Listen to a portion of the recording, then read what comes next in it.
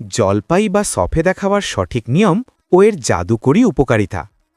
সাপোটা, যা আমাদের কাছে সফেদা নামেই বেশি পরিচিত, স্বাদে অত্যন্ত মিষ্টি এই ফলটি কেবল খেতেই সুস্বাদু নয়, এটি পুষ্টির এক পাওয়ার হাউস। কিন্তু সঠিক নিয়ম না জানলে এই মিষ্টি ফলটিও আপনার শরীরের জন্য সমস্যার কারণ হতে পারে। আজকের ভিডিওতে আমরা জানব সফেদা খাওয়ার সঠিক সময়, এর অবিশ্বাস্য উপকারিতা এবং কাদের জন্য এটি খাওয়া একদম ঠিক নয়। ১. সাপোটা বা সফেদা খাওয়ার সঠিক সময়। সফেদা খাওয়ার সবচেয়ে উপযুক্ত সময় হল সকাল বা দুপুরবেলা।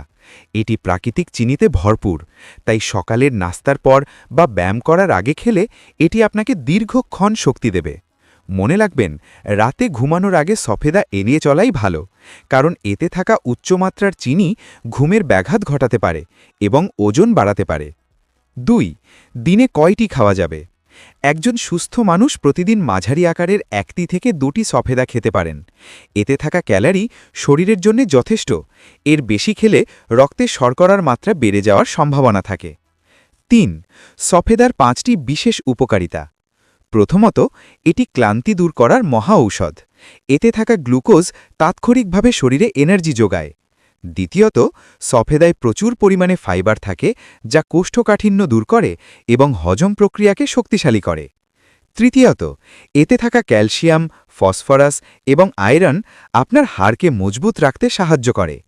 চতুর্থত, সফেদা মানসিক চাপ কমাতে এবং স্নায়ুকে শান্ত রাখতে দারুণ কার্যকর। এবং পঞ্চমত, এতে থাকা ভিটামিন এ এবং সি ত্বকের উজ্জ্বলতা বাড়ায় এবং চোখের দৃষ্টিশক্তি উন্নত করে। যেভাবে খেলে মারাত্মক ক্ষতি হতে পারে। সফেদা খাওয়ার আগে একটি বিষয় অবশ্যই খেয়াল রাখবেন, একদম কাঁচা সফেদা কখনোই খাবেন না।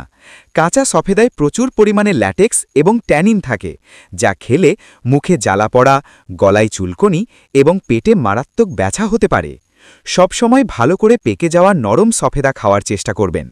এছাড়া সফেদার ভেতরের কালো বীজগুলো সাবধানে সরিয়ে ফেলুন, কারণ এগুলো ভুলবশত গিলে ফেললে গলায় আটকে যাওয়ার ঝুঁকি থাকে। কাদের জন্য সফেদা খাওয়া নিষেধ? যাদের ডায়াবেটিস অনেক বেশি, তারা সফেদা খাওয়ার আগে অবশ্যই ডাক্তারের পরামর্শ নিন, কারণ এতে গ্লুকোজের পরিমাণ অনেক বেশি। যাদের ওজন অনেক বেশি এবং যারা কঠোর ডায়েটে আছেন, তারা সফেদা পরিমিত পরিমাণে খাবেন।